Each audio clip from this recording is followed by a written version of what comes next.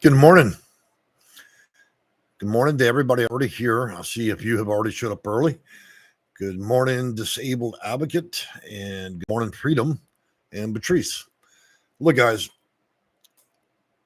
I really did lose sleep about wanting to even make a video in regards to this matter and funding in Section 8 because, people worry and, you don't really want to discuss a matter that's can be this serious unless first you can verify there'd be an issue, and two, there's a potential that it can happen. And so I believe both are very real at this point, but only under extreme circumstances. All right. So I'm going to explain myself. This is not a rabble rousing. I'm not trying to fear monger, though I'm going to be accused of that plenty, I'm sure, in this video.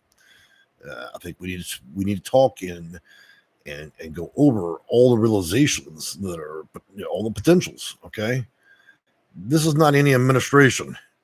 Okay. If there's been any other American president, I'd be reluctant to even make this type of video, but considering what I have done over the last 26 years as a Section 8 consultant and understanding the market and its conditions and federal funding, code of federal regulation, policies, procedures, I squarely believe this is, we need to start considering the high potential.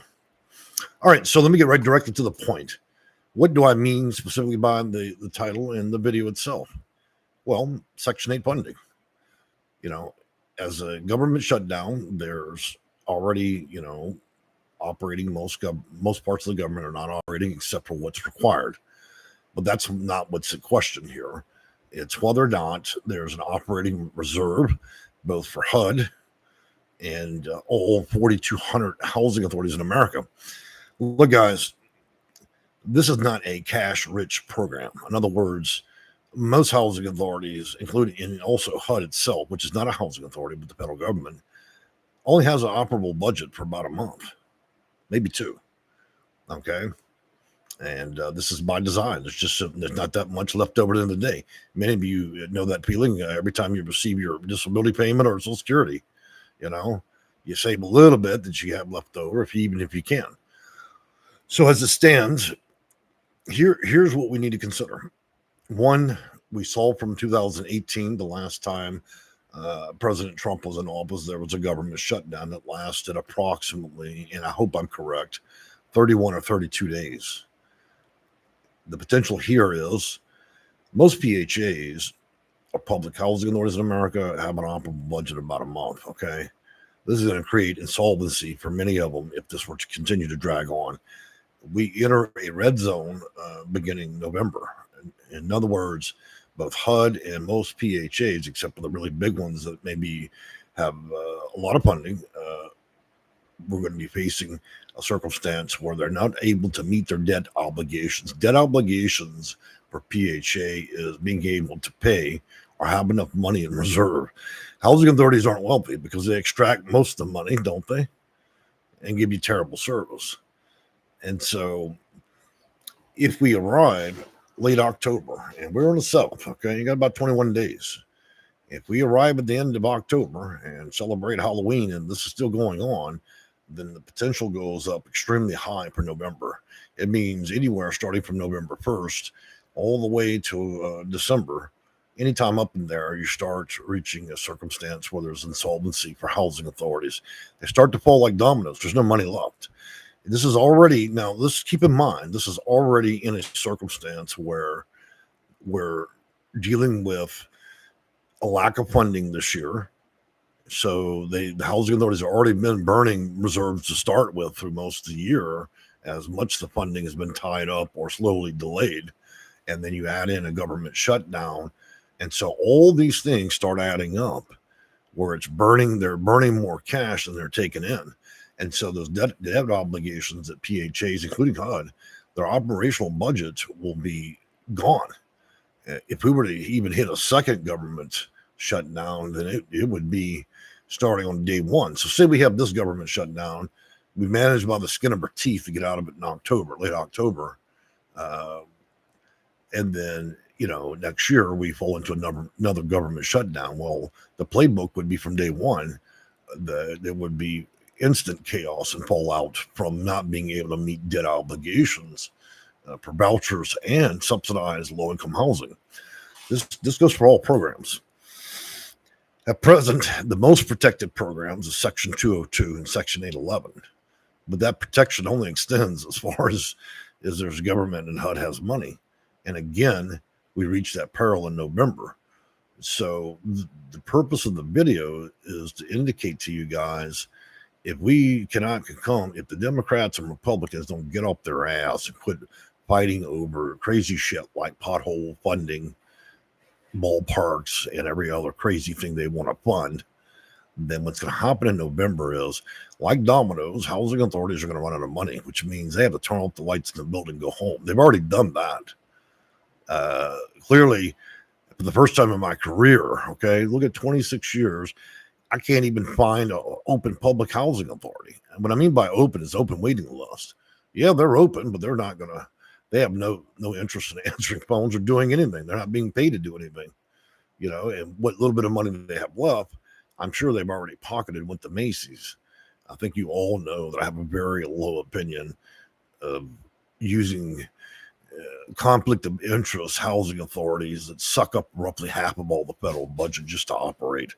It's just like the post office, so poorly done. I wish Donald Trump, President Trump, would create insolvency completely for them and run this a different way. We'd be better off if the feds ran and dispersed and made decisions for the American people than we are independent housing authorities owned and operated on the practicality of earning money, as a corporation or a business.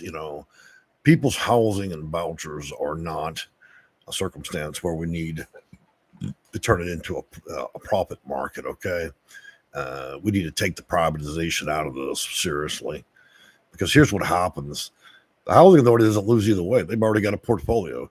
But all of you in project-based housing, all of you that are receiving payments and subsidies to remain in a property, and those of you that receive vouchers, when the money is gone out of the coffers at the housing authority, when they've run through the budget and they've had a low budget to start with, there's nothing else to give. Okay. So now, besides them sitting in the dark with the lights off, watching Netflix and not answering the phone, we've now given them an excuse to put on their house slippers and go home and really do nothing. It's going to be really hard to get housing authorities to reopen because they're so used to not working that now we're asking them that, we're asking them to work with nothing, no money, no paycheck. It's just a bad storm, right? Now, do I believe that this is going to go all the way to November? Well, if any time in history you'd ask me this, I would probably say no. But I just looked; we got Democrats and Republicans putting in competing bills right now for shit that just don't. I have to question the sanity of these people. We have put the wealthy in the we've put the wealthy in Congress and in the House, right? These guys are living in mansions, smoking cigars and sipping on 30-year-old bourbon, don't have a fucking care in the world. All they want to do is help their constituents, build another golf course or whatever it is. So they're competing bullshit bills. And in the meantime, the American public, the people that work their ass off, the taxpayers that fund all this fucking shit, we're left with our asses, in our own hand. And so as we approach the end, sorry for the disruption. One of my cats, for those that don't know, I have a lot of cats, and one just leaped off of a lamp in the room. And so I guess I'm going to have words with Papa Bear there. But back to the subject matter. So as we arrive at the end of the month, that will be the haymaker or breaker of a lot of things. Housing authorities can't continue to operate if they run out of money and continue to be defunded. Okay.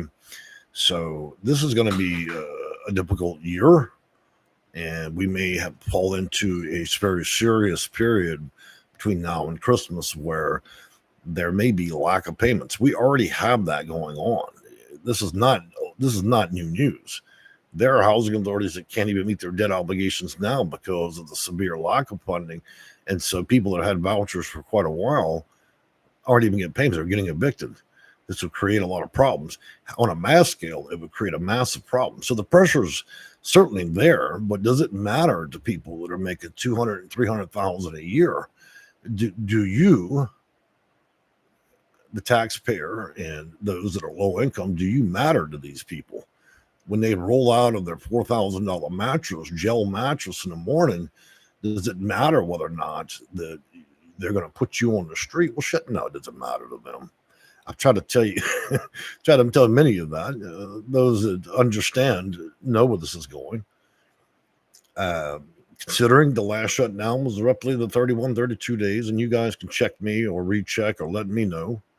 I'm not perfect in every reporting, okay? I'm not a political reporter, though I'm becoming one, it seems, these days, because to be frank with you, everything about what I do as a consultant is now directly connected to politics. It always has been, but it's become forefront now. In other words, all matters seem to revolve strictly around politics now. Whether you get housing could be the difference between evicting and deporting 400,000 people. You know, I never thought I would ever have to report and make videos in those regards, but when we cut funding, we've got to look at every possible way to either keep people in housing or put them in housing. So guys, with competing bills, it tells me that nobody's taking this shit serious up there. Okay. And none of them that are in the, Congress or in the House, they're not worried about what's going to happen with them. They clearly have 2 or 3 year reserve, a couple $1 million laying around. So they're still popping champagne. Fuck it. They don't give a shit. Right. For the rest of us, we need to think very carefully. The market for housing is still soaring. There's still a great housing shortage. Inflation's still very real, man, 5-6 years later. And you've got stores trying to rip people off. It started as inflation because of pandemic, and now it's turned into this wild game of let's see how much we can price gouge and rob the American people. Now stores are just doing it simply because they can. It's a new way for them to profit. So I'm monitoring to see just how long. I'm not an economist, so I don't keep track of a lot of financials to determine what's the breaking point here. But I do believe the end of the month would be the breaking point as it starts. How far does this actually need to go? Well, I would imagine we reach critical mass probably somewhere mid-November. It probably would be unheard of to have a shutdown that long, but we also need to keep in mind there's been one thing after another, and all these things are like a peanut butter sandwich. We keep stacking more and more stuff. We keep absorbing, spending the little bits we have left in reserve until we get to zero, and then we're stealing from that as well. And so we have a problem with this government shutdown as we reach November. If there's another preceding one very quickly following the next year, it could be critical from the start. And so I think that everybody needs to make sure that part of your daily regime is getting up and looking at the national news to see what's happening with the shutdown. And we got two parties that aren't. Look, when you have competing bills, it means it's like kindergartners. They're not willing to sit at the same table and eat the same cookies. So what are we going to do as children that are all going to the lunch hall? We're going to have competing bills. We're not even going to try to solve problems at all. We're not going to come to a consensus. We're going to sit quietly and just do what we want to do in each corner. You see my point? There's no cooperation. Here we are. We're a weekend now. So we're dealing with kindergartners that have decided that, they're going to give that competing bills that neither party wants. And there'll be no consensus, no agreement. And then we go into the next week. Here we are. Now we're moving into the next week starting tomorrow. You only get 3 weeks, right? So week 2 starts tomorrow. And then won't be long for the end of the month. And then if we get in the first week of November, we're reaching critical mass. And even if we draw up plans to come out of that and come to consensus, another government shutdown within a year could make this whole thing just explode. This is like a pressure cooker. There's too much happening all the time. So many cuts and immigration and this and that. So I'm not I'm not talking in terms of trying to, I don't even know how you would put this, but I'm not trying to speak ill about the Trump administration or any other. I'm just suggesting that we can't take much more of the big changes, okay? People are very fearful right now. And that's because I understand great work if you have a big plan and it's starting to work, Trump's plan, some of it's starting to work really well, but thing is, you got to be able to survive the in between, and that's the problem here. People have a low threshold for pain, and this year has been a very difficult year to roll out all these different changes, and not enough people may want to survive going through that process. All right, let me say some hellos and so on. I don't want to be in a 1 hour video. That's the primary topic. I think most of you get the gist of it from the beginning, so we're not going to drag on. Take a look at these comments here. Chris Roselle, good morning. Sheila Neal, great. Good morning, everyone. Chanel, good morning, all. And Christine Gannon, good morning. Kathy Miller gives a handshake. Silver Fox, good morning. Jay and the Cats. Women, you'll notice my channel is filled with women, and I quite enjoy that. I'd say that roughly 70% of the people that watch my video are women. I suppose men don't really care for me, and I'm okay with that. Denise, good morning from Chicago. Chris Gannon, in 2018, the shutdown was for 32 days. Thank you for verifying that, Christine. Freak Out Tent. I always loved this fella, mainly because he has a fun name. I just ate the brownie. Well, I hope it doesn't have no grass in there. Otherwise, you're going to be having a really good day. Rosemarie, where are we supposed to go and live? Homeless ask that question all the time. I suppose where everybody else goes and live and they don't have anything. Nowhere. In the magic forest. Joe Zavar, tent camping is restricted zones after insolvency. If you think the government really gives a damn whether or not you live in a tent or not, then you're not as smart or as clever as you think. You live wherever you can, okay? Just like the cavemen, you can find a cave. Once you evict the bear out, you cook it and eat it, then you can move in the cave. Everybody faces the same thing. When the money's gone, it doesn't matter if you're wealthy or not. It will take you wherever it needs to take you, including homelessness on the sidewalk, in the forest, and so on. That's just the reality of this. It's how you deal with these circumstances that distinguish you from the next person. You can roll over, cry about it. You can pretend like you have some kind of control over it, which most of us don't, but yet we try to insist by our own personalities that we somehow can control politics and what those folks up there do. Look, we have no control of it. We can only hope these morons do the right thing. And to do that, that means you pretty much have to service all parties the same way. All right, Joseph R. Tent camping is restricted, blah, blah, blah. Mr. and Mrs. Matos, do we still pay the same amount of rent?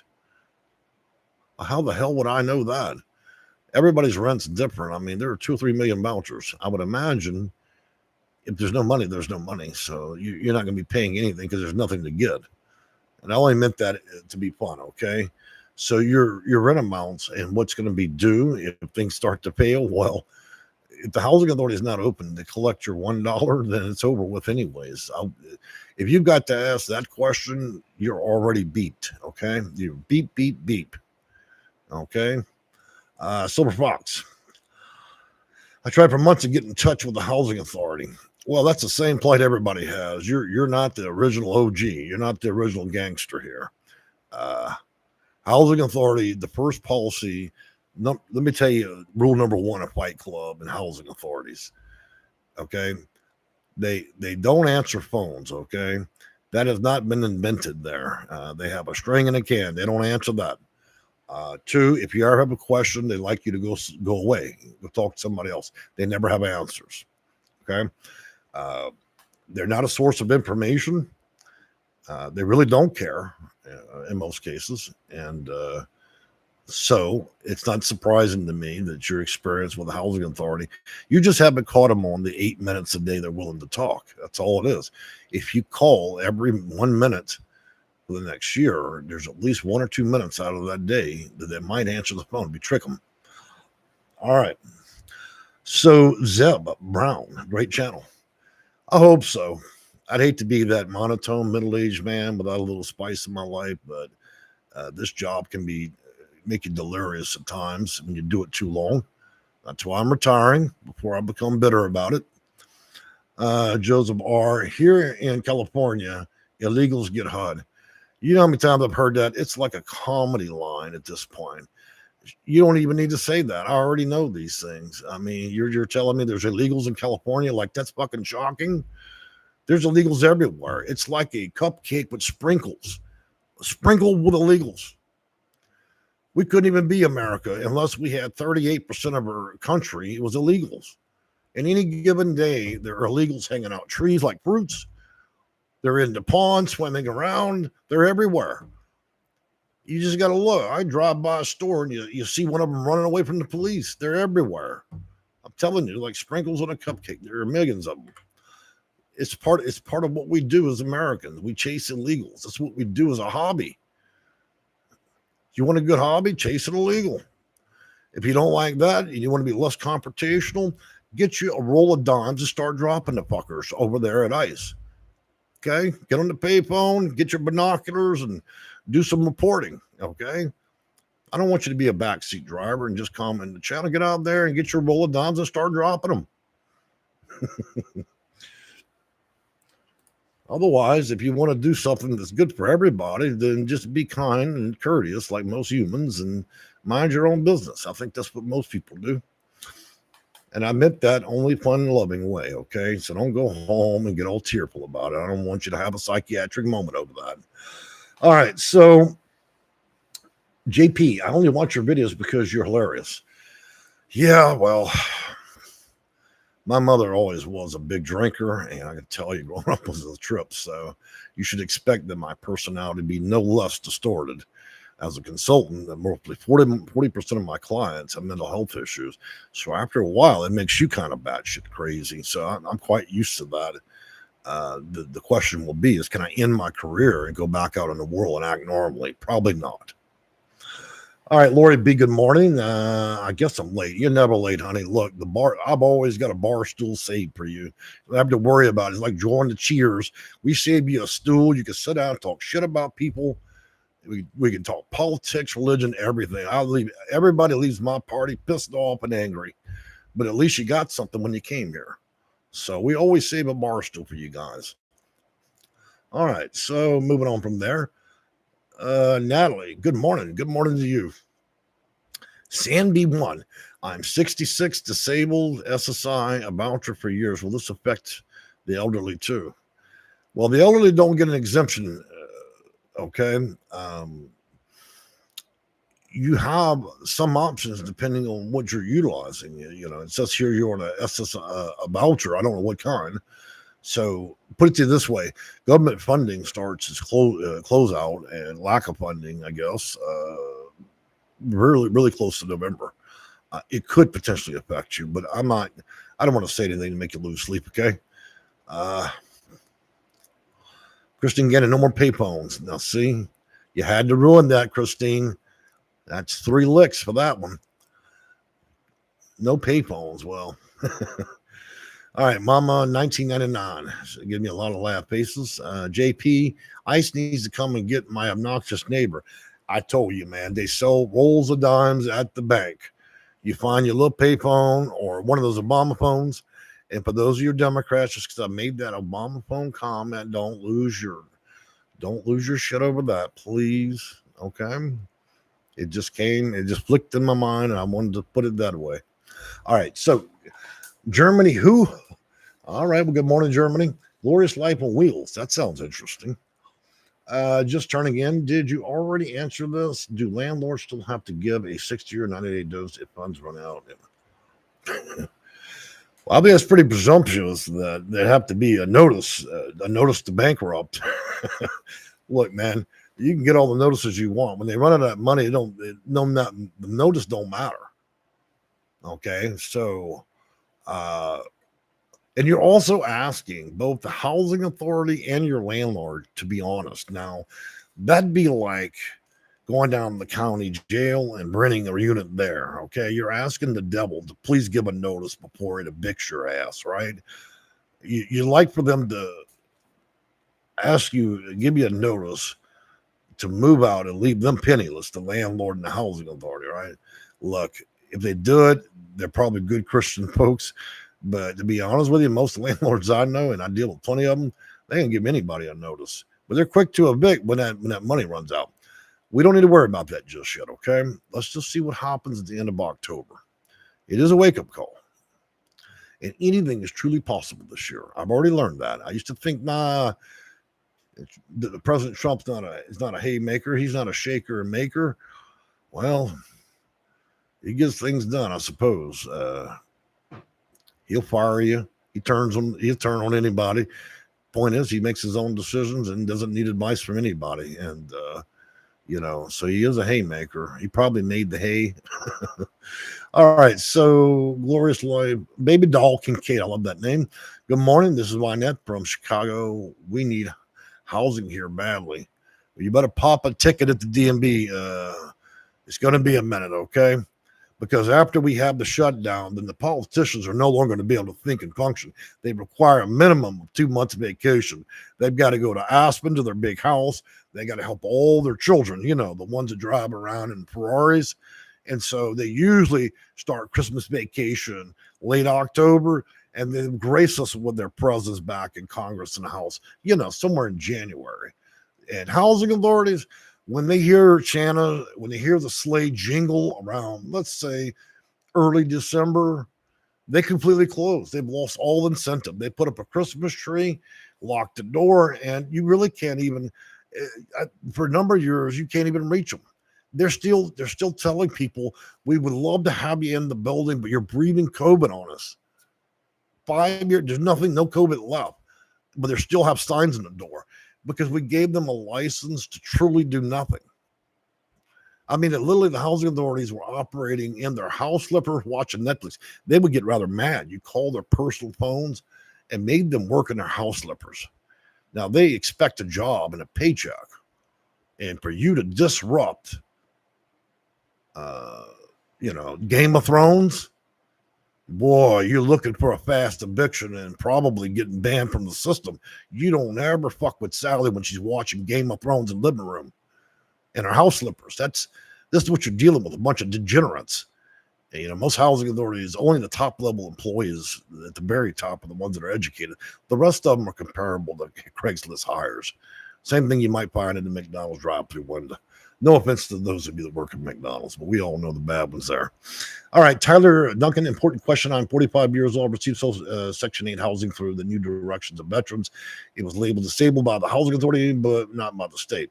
I don't see the question. Moving on to the next part. Will I be able to keep my housing voucher if I'm labeled disabled by? Okay. You guys love that disabled card. It's like you carry it around. It's like a license. Oh, I've got a disability that grants me instant voucher, first of the line. I'm the first one at the DMV that gets to pop the ticket because I've got a disability. Nobody cares about that, okay? I understand what I'm telling you. Don't get insulted. It doesn't matter as much as you think it does in terms of this. It only gives you priority to get a voucher. After that, it loses all its magic. So think of it as a magic wand. Okay, when you're trying to get a voucher, if you have that wand, you wave it and it pumps out a little magic, and you would likely get a voucher quicker. But after you have it, then you're nobody. Okay, you're just another person that needs something from them. So the effect here, I believe that I'm saying is, Tyler, you're at the same risk level as everybody else. Okay, hopefully that didn't come up too rudely, but the magic's going out to one. Harry Potter left town, baby. It's not the housing authority, and whether they fund it, it's all over with. The one is broken. All right, Mammy 1999. That sound like a really good name. I like that. So I commend you guys for coming up with some really good YouTube names. You're funny as hell. I appreciate you bringing it up today. Pretty soon the paddy wagons. Oh Lord, y'all remember that when I made those videos about the paddy wagon? I got to tell you, I had to look through my blinds and make sure the Irish weren't in my front lawn. Mad about that one. But thank you for saying that. Chanel, I have applied for housing at everyone in Las Vegas, New Mexico. Well, I commend you on your effort to do that, but you must keep in mind that everybody in California decided they wanted to move to those two places. And over the past 5 years, it's made it rather impossible in Nevada and New Mexico to get housing. And you pair that with a complete lack of funding and government shutdowns and policy and regulation changes, it's going to be a minute, okay? So I'm going to recommend popping a ticket for the wait list. It's going to be a minute, okay, guys? Most of this is not going to heat up and begin to work properly again until 2026. That's provided that President Trump retires and does nothing in 2026. Now, does anybody want to vote on whether or not President Trump is going to sit in his office quietly and pray for us all next year? Or do we think that there's going to be significant changes? Anybody want to vote on that one? I expect as many hair-raising moments next year. We might even defund the churches in the country. It doesn't. You never know. All right, Lori B. What's going to happen to the tenants that what's going to happen to the tenants that live in nature, in the nature of projects? That's got to be the most interesting way I've heard it put, Lori. You need to fire your spell check. You're worse than me. Look, when the housing authority runs out of money, and most of them will likely reach insolvency after about 30 days, they'll spend all their money. Then the few pennies and nickels left in their checking account, they will disperse to the employees, of course, because they're most important in all of this. This is why they're there to extract federal dollars, to line their pocket. That's why their pockets are lined with all the government's loose change. And then you just get cut off. You're not a priority. They'll probably send you a notice to an address that you haven't lived at in 30 years, or call a phone number that you haven't used in 50 years, and then tell you if you don't call them back within 24 hours, they'll purge you from the list. That sounds about right. They do operate a lot like Halloween. It's trick or treat. But the reality of it is, it depends on the housing authority and how much reserve funding they have. Now, whether they're going to act ethically or not, I don't know.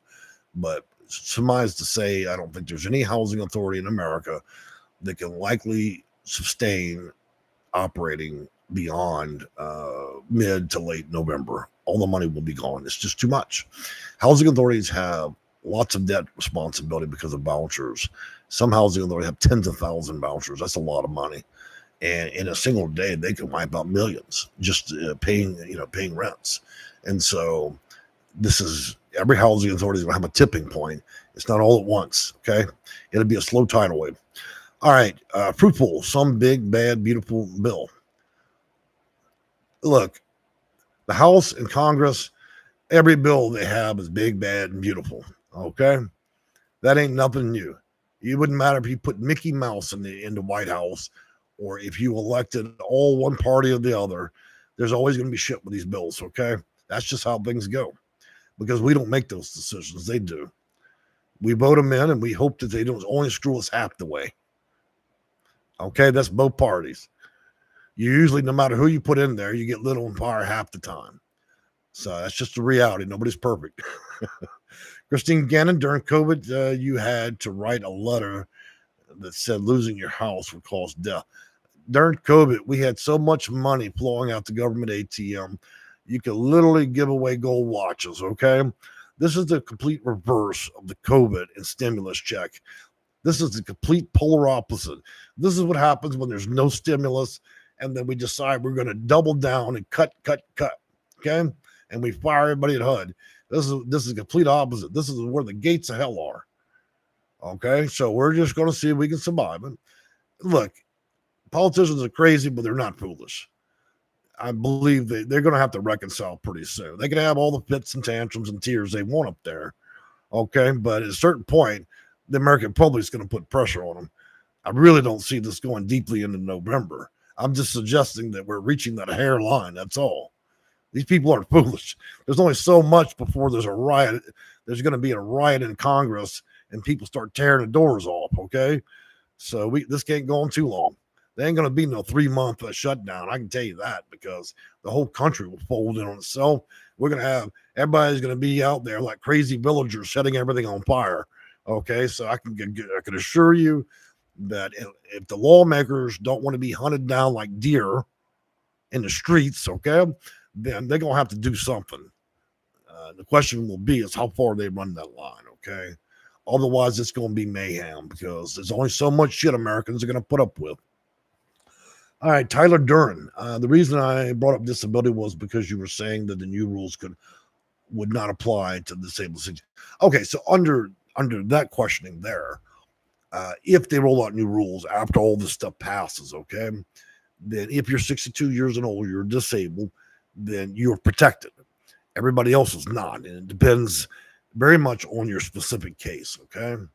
So that's as much as I can say. Since the subject matter at present for this video is more about whether or not there's any funding, then nobody's protected, period. It doesn't matter if you're senior or not. Just to put your ass on the sidewalk, okay? When the money's gone, it's gone. It's like a casino. Once it pays out too much, there's nothing left. Chanel, man, y'all hitting me hard with these questions. Chanel, I had housing in Springer for 5 years. Well, thanks for sharing. I'm glad to hear that. Silver Fox, nope. Truth 2026 is going to be good. Well, somebody's already gearing up. You already have your party hat and you have your champagne ready. I'm glad. I hope so. It sure will leave my office. Vegas Johnny, there are 75,000 people in need of a Section 8 in Las Vegas and only 25,000 vouchers. Oh, that sounds about right for most years, give or take. But, we may see some pretty big changes. If they implement the new rules next year in 2026, work requirements and 2-year time limits on everybody that's got a voucher, except for those that are 62 years and older or can prove that they have an established disability, then you'll watch that voucher. Those 25,000 vouchers will be more than enough to cover what's left. And then 50,000 will vanish from the list altogether or lose their voucher. Okay. That's how those numbers are going to play out if the news rule. And let me tell you something, guys, as I mentioned in yesterday's video, this reconciliation and this bill and passing or not, this isn't the only big bang we're going to see. We're worried about housing authorities and funding and going into November. You should also need to look at what's going to happen when they do agree on this bill, because when they do agree on this bill, this is the big one. This is the one that determines whether or not there are going to be limitations to Section 8 vouchers and low-income subsidies altogether. And the only people that got protections are 62 and older and those that have a proven disability. Otherwise, you play at the new rules. And if they pass additionally that they decide to send funding at the state level and make these state level vouchers, then it's all going to be regulated by the individual states and can mean even bigger changes. So as much as we're all in a race to see whether or not we're going to have any funding in November, there's an equally bigger consequence coming directly after them approving the bill. And that's what have they decided to do. And so I'm on the edge of my seat as well, because it means a lot of things for many people. Missy M, if you had a Section 8 housing prior to 3 years or more with Trump's administration, you don't get it. You don't get in again until he leaves office for good. Nobody's guaranteed anything, whether he's here or not. Okay. A lot of you have this magical idea that if somehow there was a different president after this administration that is more favorable to your political views, that they're going to reignite HUD and refund all this stuff. No president's going to want to touch this, not a Democrat or Republican. Nobody's going to rebuild all the stuff that's been undone. Okay? The American taxpayers are not going to, unfortunately, this is a lot like homelessness. You can live your entire life successfully, but a moment's incident can tear your whole life apart. To rebuild that life, get back where you previously were, can take years, but it only took a moment to make you homeless, right? Well, to take down and dismantle most of Section 8 and HUD, which has already happened, in order to rebuild it, it only took less than 6 months to do that. But in order to rebuild it would be years of a struggling administration to do so. And would that be at the will of the American people? Does anybody really want that? So the dissolution of the vast majority of Section 8, its programs and homeless programs, have come to a final point. The system as it stands doesn't work that well. There's too many people in it that were never designed to be in it. We're using it for too long. And so there's no rebuilding this, guys. What remains after this will likely serve us with the program is going to end up exactly where it began and where it should have remained, and servicing the few people that it should have. And that would have been those that are seniors, disabled, and possibly families. Okay. All this extra has been wiped out. I mean, it's we're still in 2025. There's 3 more years to go under the President Trump's administration. He continued to levy big changes. Okay. This was the sampler platter. You've been given a dinner salad. This is not the steak. Do not be foolish and think, oh, well, that was a big swipe of the sword there. No, it wasn't. That was him throwing a salad fork at you. You ain't seen the butcher's knife yet. The butcher's knife is when this thing gets chopped up and only a tenth of people can get a voucher. Okay? That's a great reason why I'm looking at retirement. What's the point in dealing in this anymore? A lot of these nonprofits that assisted people with the housing and the homeless, a lot of them are going out of business. There's no money left. They're riding on the coattail of old funding and haven't seen anything new. You got people suing left and right. You got giant organizations like Goodwill and so on, and Catholic charities that dealt with this that are having to face the music that it's no longer going to be funded. And so if there's no money in it, then these even nonprofits are not going to be around to want to deal with it. And so it become extremely hard for those that are homeless. The current administration and President Trump don't believe that the way that we're doing it is effective, and so he doesn't want to pay for it anymore. All right, moving on. Now, guys, y'all going to see something kind of interesting. I'm a lazy guy, so I went and got me some International Delight iced coffee. I didn't have a lot of ice this morning, so I'm just going to take a swig out the jug. Because I need a little coffee. And yes, I didn't pull the coffee cup out, so I'm literally drinking that out the carton. I know I'm shameless. Very professional, right? I'll live up to my name. All right, Sam B. Missy M, this is okay. Mammy 1999. It's all about the dangers for the politicians who keep playing with the American people. Glorious life of wills, perhaps mayhem is the objective, so martial law can be enacted. Okay, first of all, you're talking about that as if we're thinking about martial law. Have you noticed all the federal agents, ICE and military in 15 different cities? Maybe that's already happening. I mean, are you waiting, Gloria? Are you waiting for a flashbang in your house? Maybe you'll be in the shower, and then all of a sudden you get a percussion grenade thrown in there with you, and then pop, and then you get popped to the ceiling and then back down on the floor. And then you realize, well, wait a minute, maybe there is martial law. Look, if you're you live in any one of those cities, man, they don't need a reason. And in some states right now, their weaponized police departments pull over everybody. You ain't the right color, you get pulled over. They don't need any excuse to check who you are. Now, of course, I think they're blaming on taillights and any other thing they can, but they're going to check your immigration status, okay? Everybody's getting checked. Irish, white folks, everybody.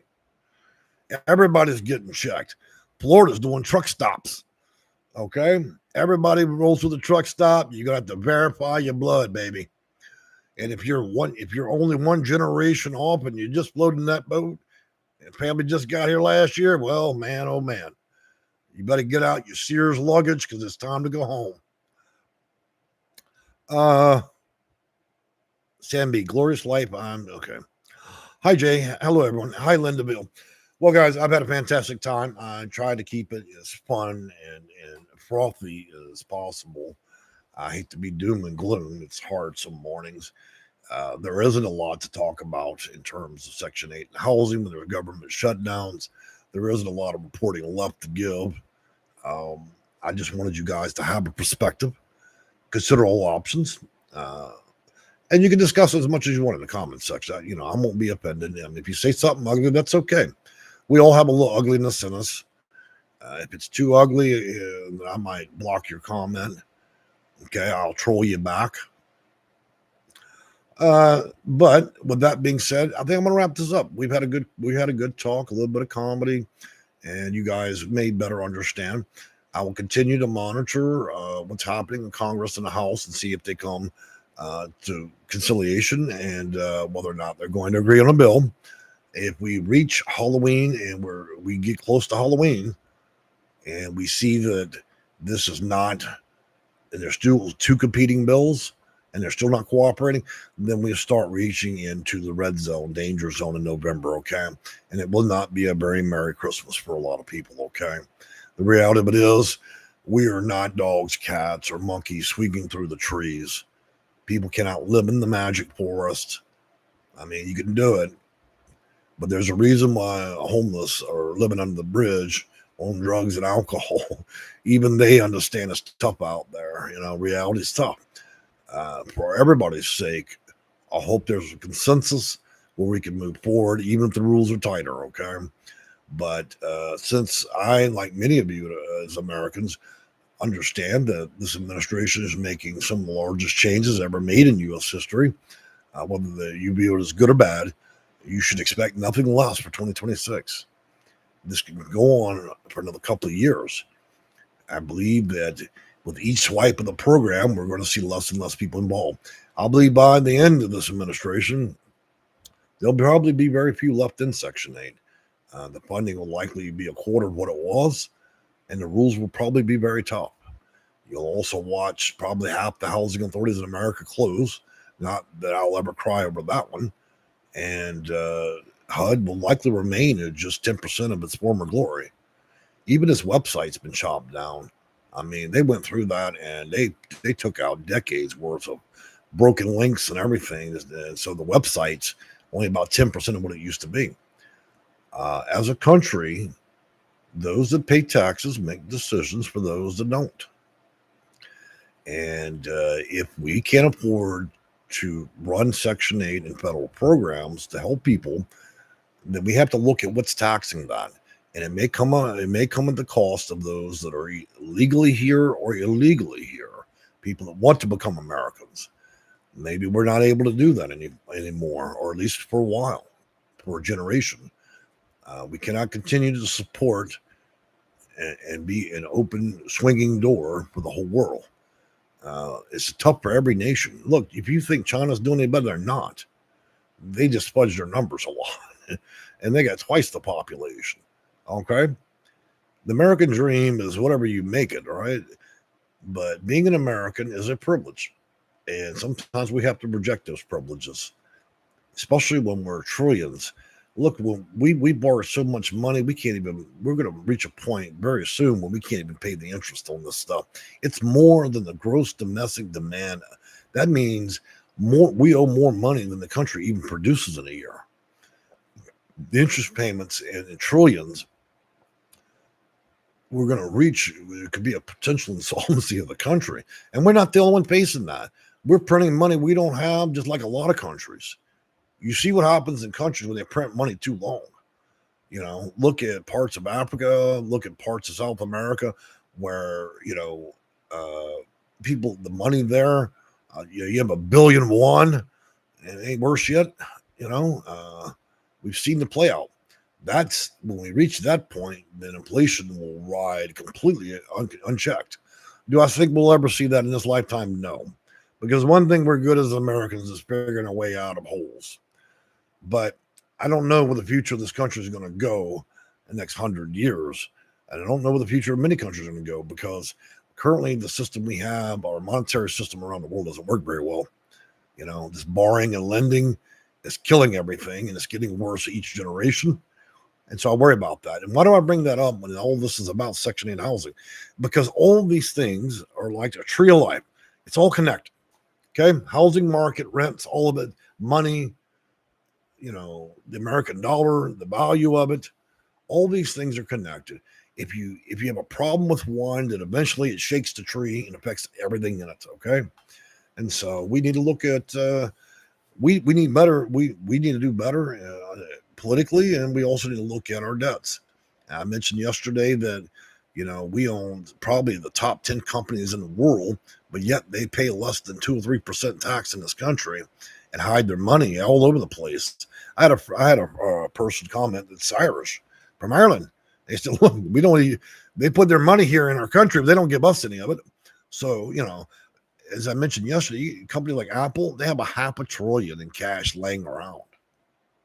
How does that even happen? It happens when they can sit there and fill up a football stadium with cash. And yet we can't, as a country, tax that money. We can't get any of it. So we continue to tax the middle class, and they ain't got it, while the corporations are allowed the privilege to sell their nonsense in this country and then hide their money somewhere else. I believe those days are numbered, because as we reach higher and higher debts and problems get bigger and bigger, then eventually we're going to have to seize these companies, period. We can't have people making $2-3 trillion. I mean, look, you got, what's that fellow's name that owns a space company? Elon Musk. That man he is worth $400 billion, nearly $500 billion, a human being with $500 billion. Who needs that? The man could buy a small moon. Who needs that much money? What are we going to do with that? I mean, what is he going to really do with that? So I'm not questioning the ethics of the man or trying to talk badly about it, but who really needs $500 billion? A god status. You see what happens when celebrities have too much money? A lot of them committed suicide. You give somebody everything, then they lose all will for life. Anyways, I'm going off the deep end. We're going all the way around the planet here. But you see how all this stuff's connected, people. Those that have and those that have not. My concern for this country is the haves, the corporations, and the extreme wealth. They'll literally buy up whole states, drive us all out. I'll be no different than a homeless man, because look, California's been taken over by these people. They have enough real estate and money in that state where they're literally driving out anybody that doesn't meet a certain income threshold. Even the people that work for the corporations can barely afford to live there. That's ridiculous. And they're allowing that to happen. Now these bastards want to come to Texas. Oh, God help us all. So they can inflate this market, buying up tens of thousands of homes and keeping them empty, only so you can dump them back on the market in 5 years and double your money. Don't even care if a person lives in there. When are we going to make rules about this? San Francisco's full with apartments with lights on. Nobody lives there. They'll just leave it on the market for 5 years, double their money, and walk out. These are foreign investors. Another thing we need to address. No more foreign investment. Get out of here. Okay? If you're not an American citizen, we're going to cut that. We got to cut off that money maker. How are you going to live somewhere else and then write off the back of the American taxpayer, right? Come here, make some money off our ass, but don't even move here? I don't think so. But see, there's so many dynamics in the market. We need to look at all those things, because it all, in the end, affects everything. All right, moving on from there. Jay Valdez, Minnesota's fallen. So, all right. Well, looks like I'm going to wrap it up, guys. I really enjoyed talking with you, sharing my very indifferent opinions, neurotic views of the world and its money and corporations and everything else. But the reality is, we have to look at what happens in the month. And anyways, I've enjoyed talking with you guys, and I'm wrapping up here. I will see y'all for our next video Thursday. All right. Have a great day.